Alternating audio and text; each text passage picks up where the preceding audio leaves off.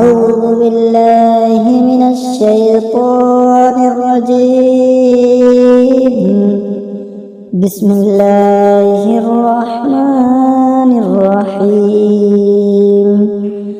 ألم تر كيف فعل ربك بأصحاب الفيل؟ ألم يجعل كيدهم في تضليل وأرسل عليهم طيرا أبابيل ترميهم بحجارة من سجيل فجعلهم كعصف مأكول.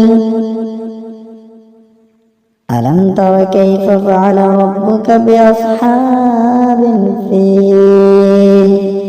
ألم يجعل كيدهم في تضليل وأرسل عليهم طيرا أبابيل ترميهم بحجارة من سجيل فجعلهم كعصف